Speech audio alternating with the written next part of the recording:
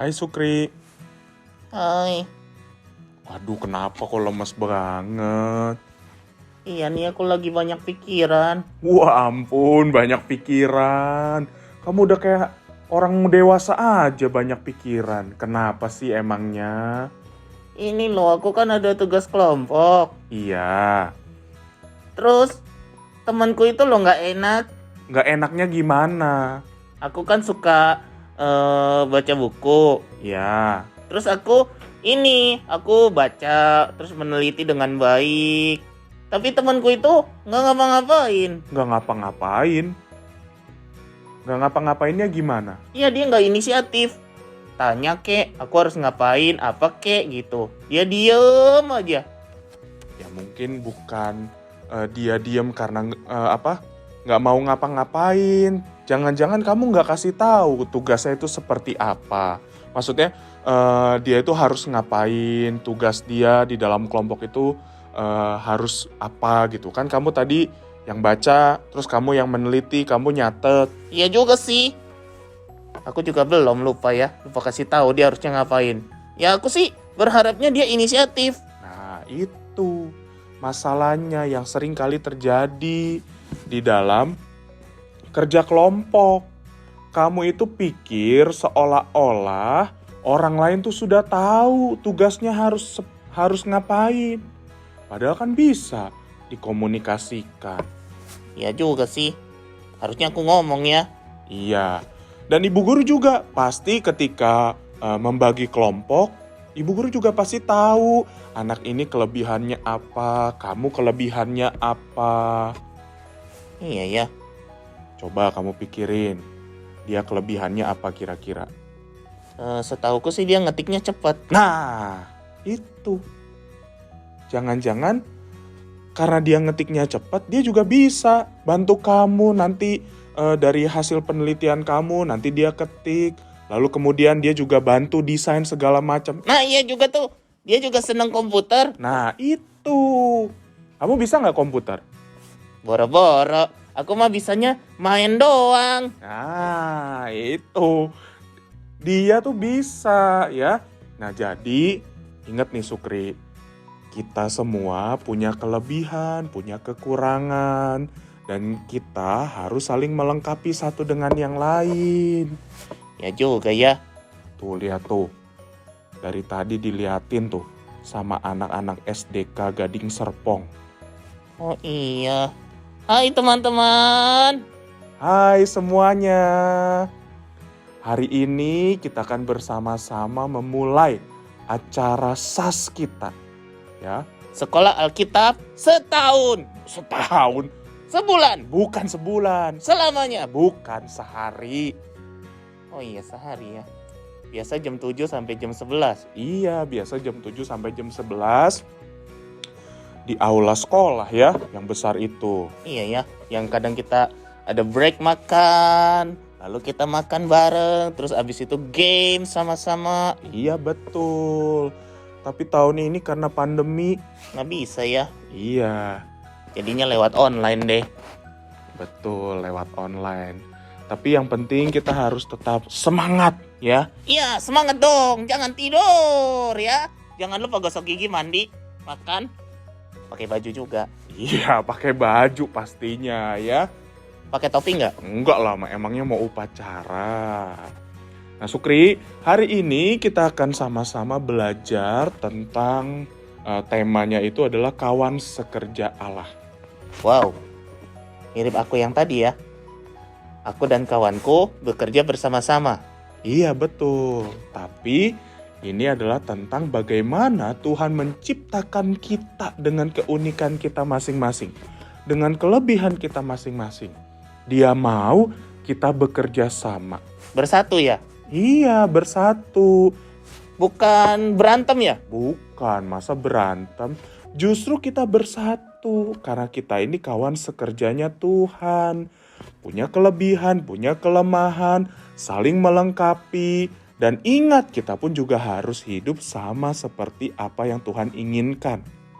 Ya, di dalam kita bersatu, kita bekerja sama, menjaga perkataan, menjaga hati juga. Oh iya ya, supaya sabar ya. Iya, Aku suka nggak sabaran. Sukanya pengen marah-marah. iya itu kamu ya. Itulah ya.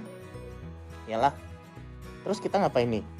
Kita seperti biasa nggak? Aku masuk ke tas lagi nggak? Enggak dong. Kali ini kita mau dengar cerita dari jemaat Korintus. Wow. Jemaat Korintus. Ada apa itu di sana? Kalian penasaran? Yuk kita saksikan.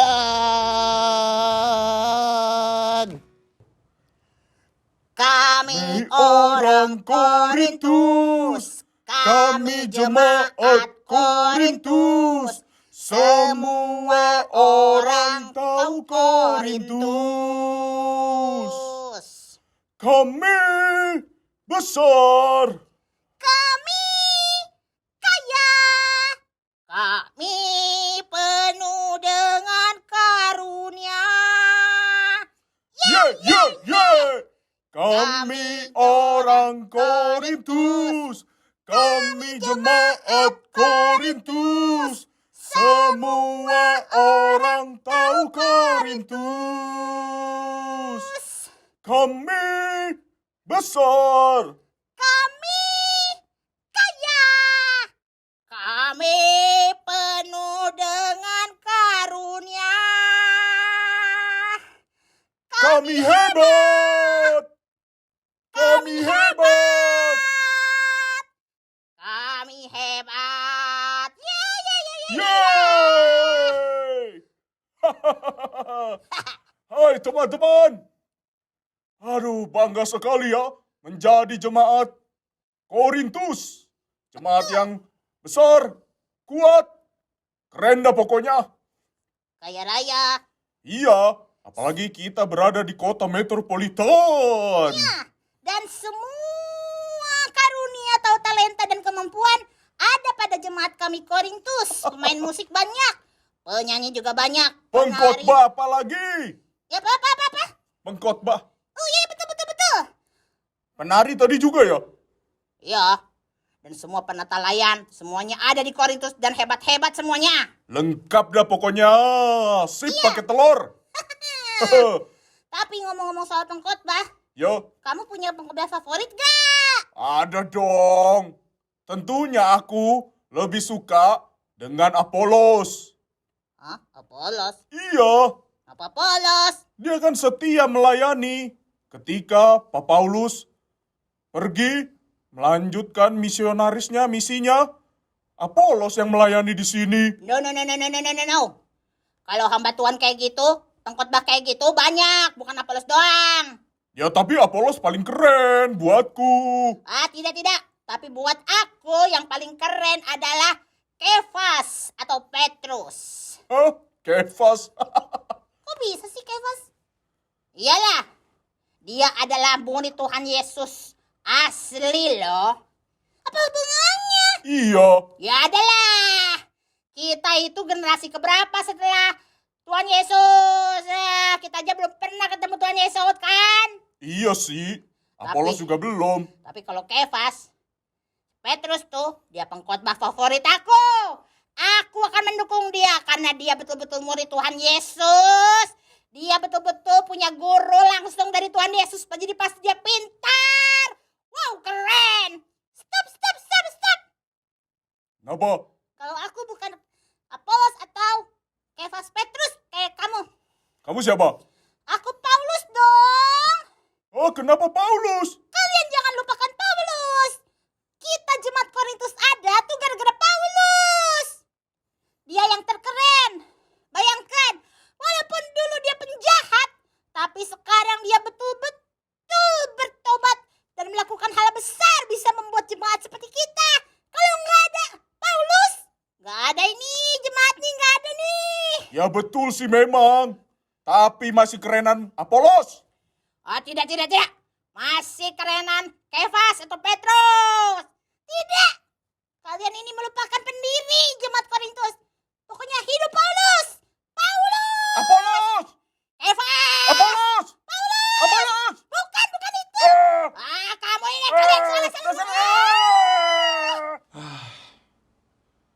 Saya sedih. Kenapa jemaat Korintus itu mereka sampai seperti itu? Aku Paulus. Memang aku yang menanam. Aku yang merintis pelayanan di tempat ini. Kalian kan pasti tahu, Tuhan menyuruhku untuk memberitakan Injil kepada orang-orang non-Yahudi. Ya, aku menjalankannya dengan setia. Aku memang membangun banyak gereja di beberapa tempat di daerah Asia Kecil, termasuk di Korintus ini. Tapi aku melayani itu bukan supaya aku dipuja, aku dipuji, aku mendapatkan kehormatan. Tidak. Aku melakukan itu semua karena aku ingin taat sama Tuhan. Tapi kenapa mereka seperti itu? Kalian pikir aku senang dihormati, dipuja, dielu-elukan? Tidak. Aku sebagai kawan sekerja Tuhan, justru aku merasa hancur, merasa gagal. Kenapa mereka sebagai jemaat Tuhan sampai sekarang belum dewasa? Ya, itulah perpecahan, tanda ketidakdewasaan jemaat Korintus. Padahal ketika aku membangun gereja ini, aku menanamnya dengan baik-baik. Lalu kemudian rekanku Apolos, dia melakukan pelayanan di sini juga dengan setia. Aku bersyukur karena dia. Aku juga sampaikan kepada Kefas, yang juga kadang 1-2 kali hadir ke kota ini untuk menyampaikan. Aku bersyukur Tuhan mengutus hamba-hambanya untuk menyampaikan firman kepada jemaat Korintus. Tapi bukan untuk difavoritkan. Bukan untuk supaya kami itu dibanding-bandingkan. Bukan. Kami semua kawan sekerja Tuhan. Aku memang menanam. Apolos menyiram. Kefas juga mungkin melakukan bagian yang lain.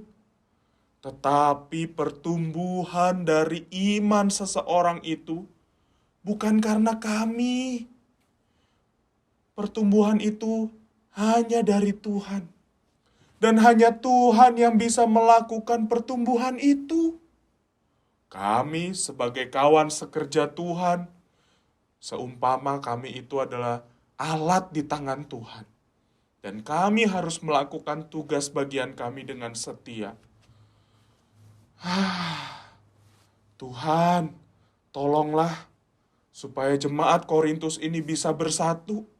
Sama seperti ketika Engkau berdoa kepada murid-murid, supaya mereka bersatu.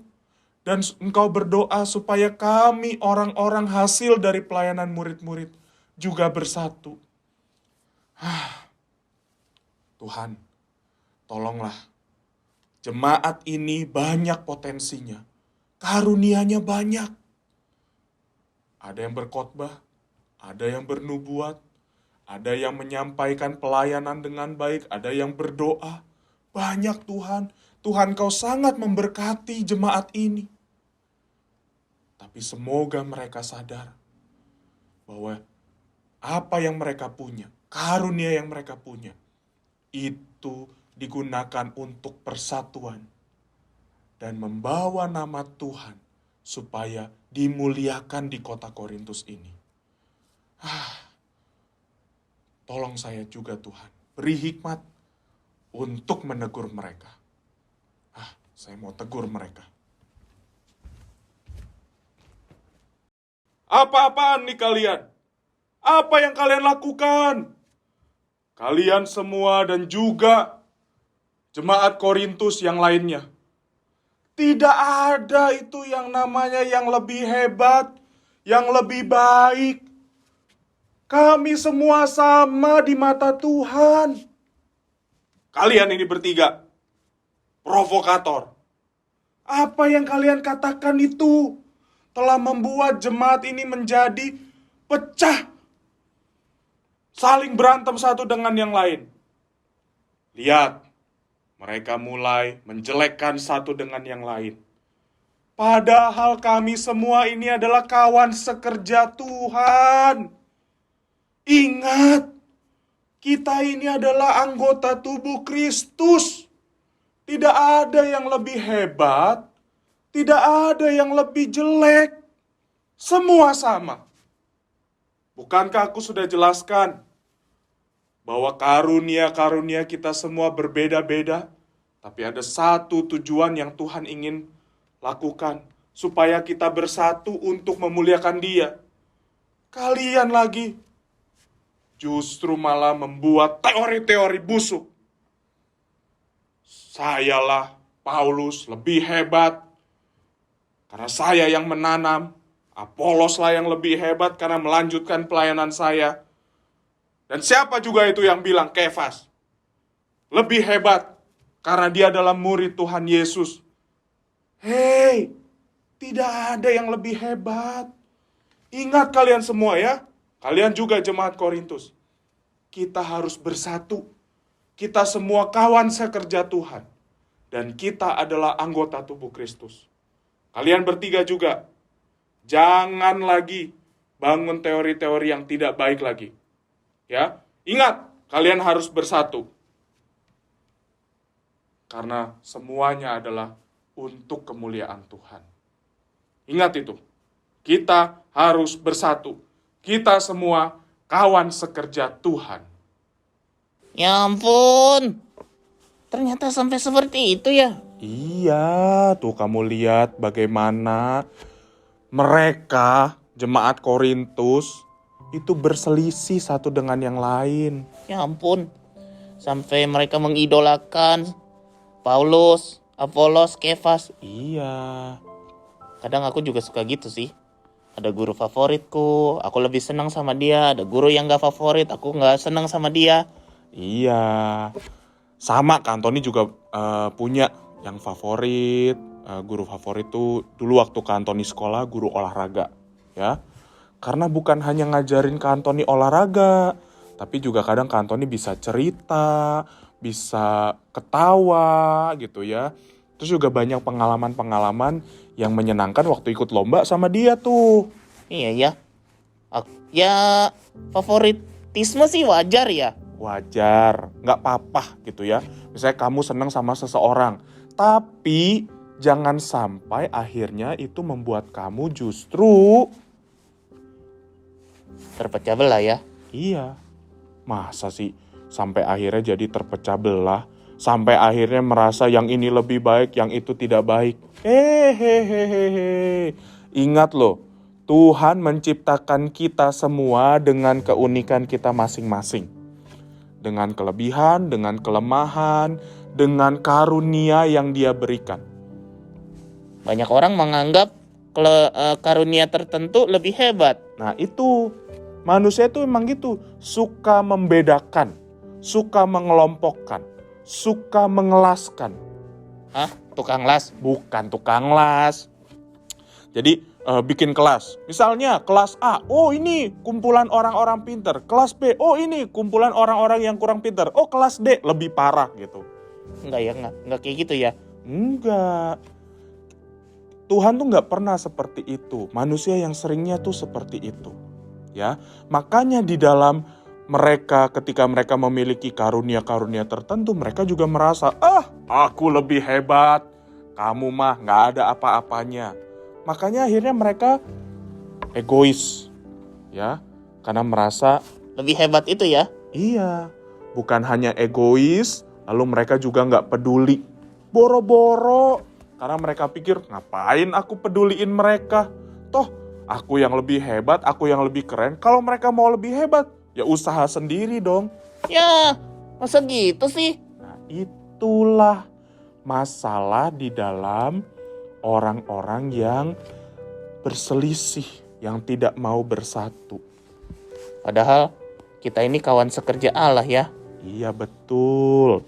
Nih Kantoni mau bacain di dalam 1 Korintus 3 nih Sukri ya. Paulus mengatakan dari ayat 6, "Aku menanam, Apolos menyiram, tetapi Allah yang memberi pertumbuhan. Karena itu yang penting bukanlah yang menanam atau yang menyiram, melainkan Allah yang memberi pertumbuhan. Baik yang menanam maupun yang menyiram adalah sama, dan masing-masing akan menerima upahnya sesuai dengan pekerjaannya sendiri. Karena kami adalah kawan sekerja Allah, kamu adalah ladang Allah, bangunan Allah." Jadi Paulus sudah kasih tahu, kami itu hanya kawan sekerja Tuhan, kami itu hanya alatnya Tuhan. Yang terpenting adalah Tuhan. Iya ya, betul. Ngomong-ngomong, kalian kan tahun lalu belajar tentang berani berubah. Iya betul, berani berubah. Ayo, tahun ini, kalau tahun lalu kalian sudah berjuang untuk berubah, seharusnya tahun ini kalian juga mau sama-sama belajar untuk bekerja sama satu dengan yang lain.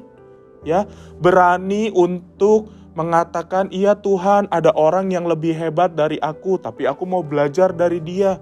Iya Tuhan, ada orang yang memang punya kelemahan. Aku mau kasih tahu dia supaya kami bisa sama-sama belajar. Karena kami mau untuk menjadi sama-sama kawan sekerja Tuhan." Wow, indah sekali ya kalau semuanya bekerja sama. Betul, indah sekali. Dan ingat, keberhasilan itu adalah berkat Tuhan. Kegagalan itu juga mungkin cara Tuhan untuk mengingatkan kita. Ayo andalkan Tuhan lagi. Ayo tetap berjuang. Ayo jangan menyerah. Karena kegagalan juga bisa jadi cara Tuhan untuk menolong kita mengevaluasi diri. Betul, ya. Jadi ingat adik-adik, kita semua adalah kawan sekerja Tuhan. Tidak ada yang lebih hebat, tidak ada yang lebih jelek, semuanya sama. Tuhan memberikan kepada setiap kita karunia-Nya masing-masing. Jadi, mari kita sama-sama bekerja sama, bergandengan tangan untuk memuliakan nama Tuhan. Oke. Ya sudah Sukri, Kantoni sekarang mau ngajak adik-adik berdoa. Oke deh, aku masuk ya. Guys, ingat ya, menjadi kawan sekerja Tuhan, ya. Jangan lagi egois, jangan lagi sombong, jangan lagi merasa rendah diri, tapi ingat, ada Tuhan yang memberikan pertumbuhan. Iya. Bye. Bye. Ayo masuk dulu ya. Yuk kita berdoa. Tuhan, tolonglah kami sebagai kawan sekerja Tuhan. Kami adalah orang-orang yang diberkati oleh Tuhan dengan karunia kami masing-masing. Kami mau ya Tuhan tidak merasa diri kami lebih hebat, sombong, tapi kami juga tidak mau merasa rendah diri, merasa kami tidak seperti orang lain, akhirnya kami membanding-bandingkan. Tuhan, kami mau belajar mensyukuri atas karunia yang Tuhan berikan. Dan kami mau belajar menjadi kawan sekerja Tuhan. Melakukan yang terbaik untuk memuliakan Tuhan. Tahun lalu kami sudah belajar tentang berani berubah. Tahun ini kami mau sama-sama berjuang untuk menjadi orang yang bersatu sebagai komunitas yang Tuhan tempatkan di dalam sekolah kami. Berkati kami semua dan jangan biarkan kami menjadi orang yang tidak peduli, menjadi orang yang hidupnya sendiri. Tapi kami mau belajar bersatu, sama seperti perintah Tuhan Yesus. Berkati kami semua, dalam nama Tuhan Yesus. Amin.